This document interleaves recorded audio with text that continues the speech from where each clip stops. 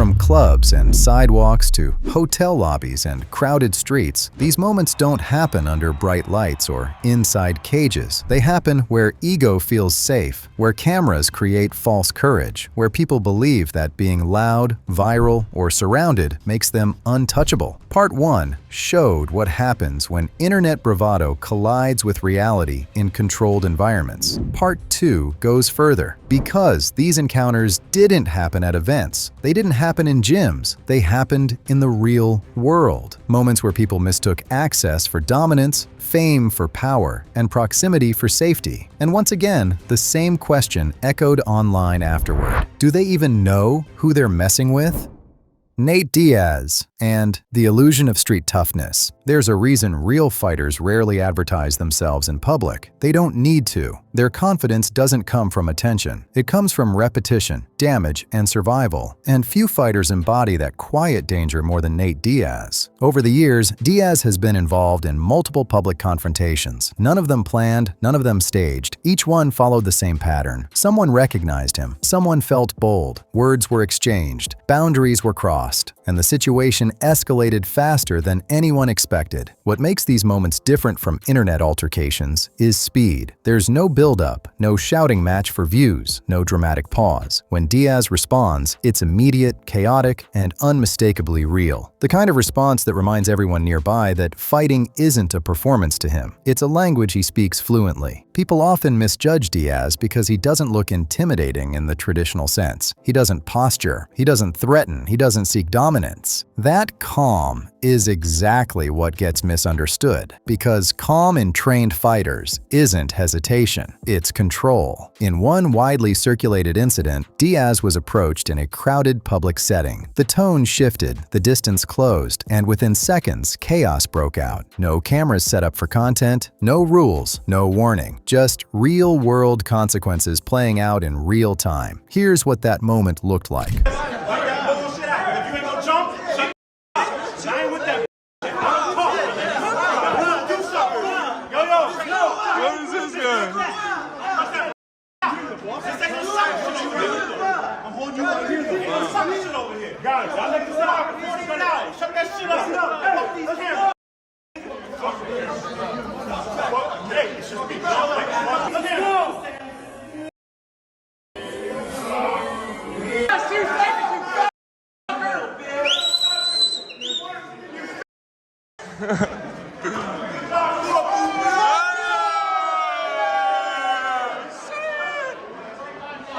What followed was never clean. Street confrontations never are. There are no referees, no rounds, no rules, just adrenaline, muscle memory, and years of conditioning colliding with untrained impulse. Every time, the outcome reinforces the same lesson. Real fighters don't need to look dangerous to be dangerous. The internet encourages people to believe toughness is a personality trait. Fighters know it's a profession, one learned through pain, discipline, and restraint. And when that restraint runs out, the correction is fast, messy, and unforgettable. That's the danger of mistaking street confidence for real capability, because when you guess wrong, there is no reset button.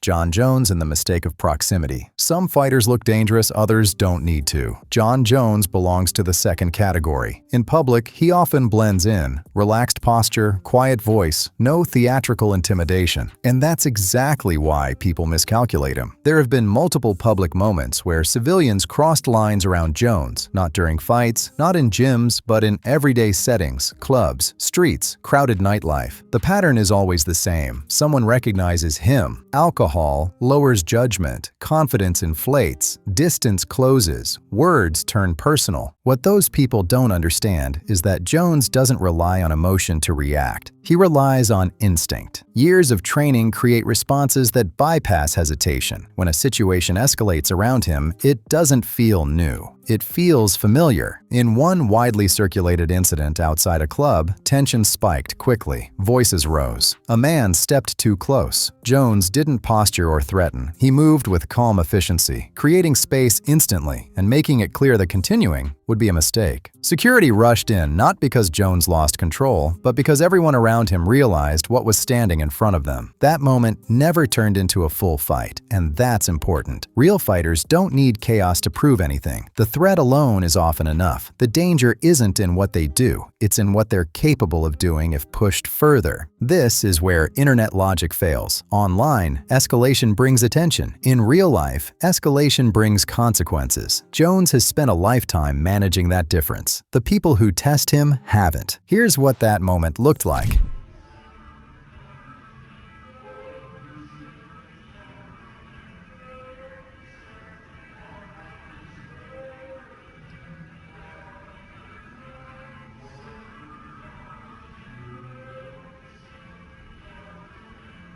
The takeaway isn't that Jones is looking for trouble. It's the opposite. He's experienced enough to avoid it. But when someone mistakes familiarity for safety, the illusion breaks. There's a brief moment where everyone realizes the same thing at once. This isn't a celebrity encounter anymore. It's a dangerous situation that needs to end immediately. And that realization usually comes too late. Because the most dangerous fighters aren't the loudest ones. They're the ones who don't need to raise their voice at all.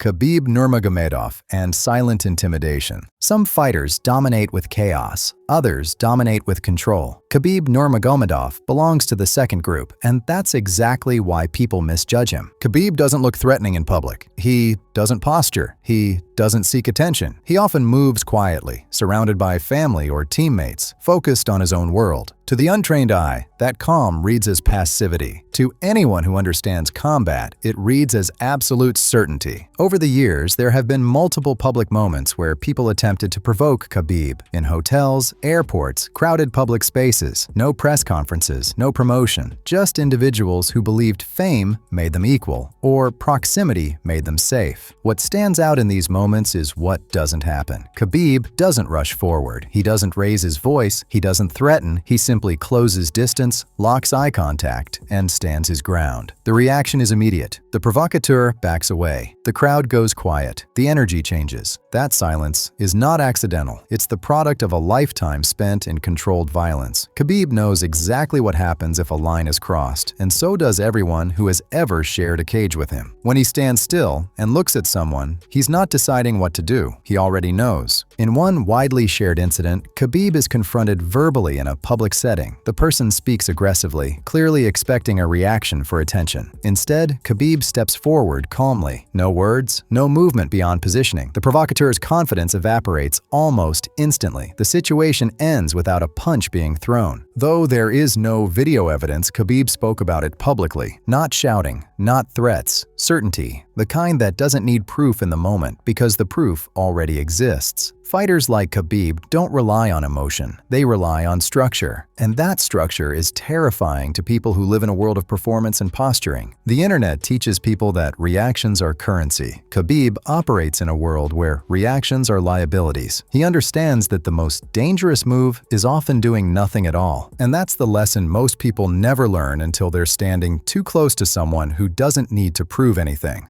Gervonta Davis versus overzealous fan. Some moments in a fighter's life don't happen in cages. They happen in the crowded chaos of events where fans forget the line between admiration and ignorance. Most people think proximity equals safety, but proximity doesn't change danger. It just hides it. Gervonta Davis is one of the most explosive punchers in the sport. Not because he swings wild, but because his precision is lethal. He doesn't need to show aggression. He needs only presence. At a big boxing event, outside the ring, backstage, among fans milling around, someone decided to film Davis up close. Not a selfie, not a respectful question. A fan stuck their phone close to his face like they were recording a TikTok. In their eyes, it was content. In his world, it was disrespect. Before you even see a punch, there's an audible shift. The fan has the camera up, the champ's expression changes, and the moment is already teetering on that knife edge of cute versus reckless. Here's what that moment looked like. No!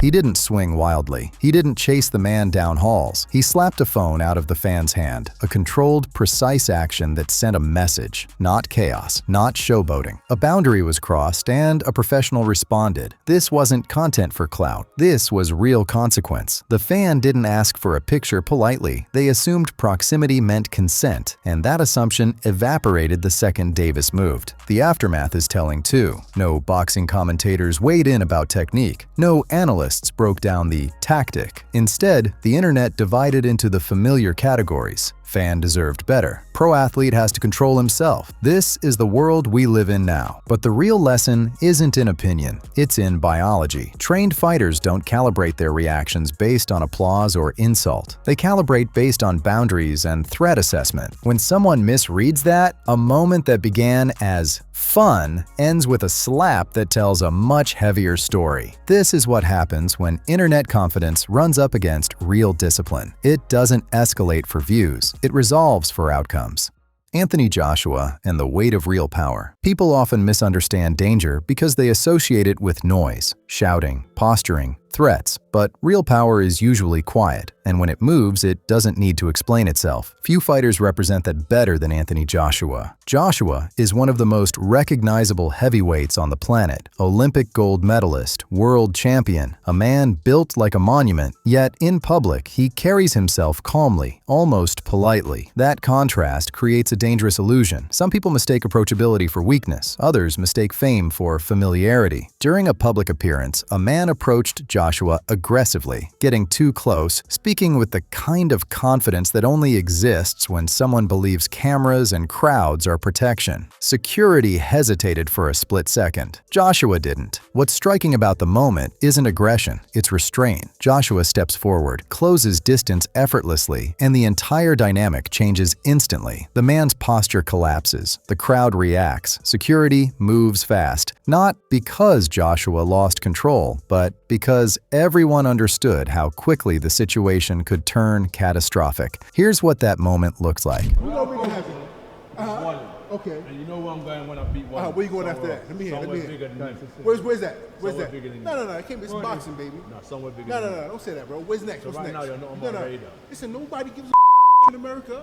I'm not worried about Okay, anyone so what cares. we're talking This is about. me. It's about fighting, Where bro. I'm It's going. about fighting, bro. And It's about fight fighting. people bigger It's a than fighter. me. Who's that? Bigger and better than Tyson and Deontay. That's it. So who's you gonna fight after that? Let me focus on No. one. Okay, say that. What's after that? No. We're talking. You said bigger picture. Tyson or Deontay? You ain't gonna fight Deontay because you've been scared of him. You're not gonna fight him, bro. That's what you would do. Since day one, bro, I asked him if we meet. That's what you would do. You know how many times I wanted to fight Deontay and he said no? He never would fight me? How many times I told him Deontay that? Come on, bro. But that's between you Come and on, Wilder. bro. Okay, I'm trying to tell you. I'm talking about you. I'm talking about you. I ain't You talking don't about know that. me, bro. I'm talking about Look you. at my record. I've been Who knew have you, I bro. done? Who have I done?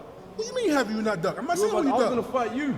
Okay, and Andy That's what I'm saying. Andy smoked you. Andy Hearn ran away. Smoked him. I'm gonna smoke Andy. I was smoking. Ain't worry about Andy. I was gonna fight you. I want you. That's what I'm saying. I want you. No. Ain't about being on your radar. I don't want you. I'm in the top 5. I don't want you. Okay, so you don't want me, bro? It's all good. Come cares? on, bro. Who cares? I stand You alone. just You talking worried about about London. who You you're just talking about. about me I coming. stand 10 toes You on my just own, said bro. come to London, bro. You're not in You London, ain't bro. been to London. I've been to London. States, Saudi. No. What UK. part of state you been? I'm on a different Man, level. you not That's what I wanted to tell We you ain't when I talking see about you. different level, Me bro. and you are not on the Boxing same is level. boxing, bro. Me and you are not on the same level. And where you are If you in don't your want to career, fight, you don't offer me if nothing. you don't want to I fight, don't need to fight if you don't want to Where fight, I'm they going say is that, bro. bigger and better than you. Bro, we lost Bigger that. than better. The truth is,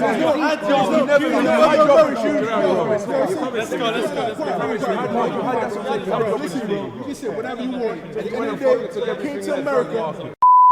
And so what? And look where I am now. You're my undercard. I'm hosting you. No, it's bro. I'm hosting It you. don't matter. Welcome to my show. Welcome to my show. Don't matter. No punches were thrown, none were needed. Size, experience, and certainty did the work. Joshua didn't raise his voice. He didn't threaten. He simply reminded the man without words that this was no longer a social interaction. It was a physical reality. That's the part most people never grasp. Elite fighters don't need to prove dominance. They just need to remove remove ambiguity. Once that happens, instinct takes over on both sides. One side recognizes the danger, the other side is already in control of it. Moments like this rarely go viral because nothing dramatic happens. But for those who understand combat, they're some of the most telling encounters. They show how quickly the world changes when someone realizes they've stepped into the wrong space. This wasn't a celebrity brushing off a fan. It was a trained heavyweight reminding someone, silently, that there are lines you don't cross, even in public, even with cameras rolling. And most people only understand that lesson when they're standing far too close.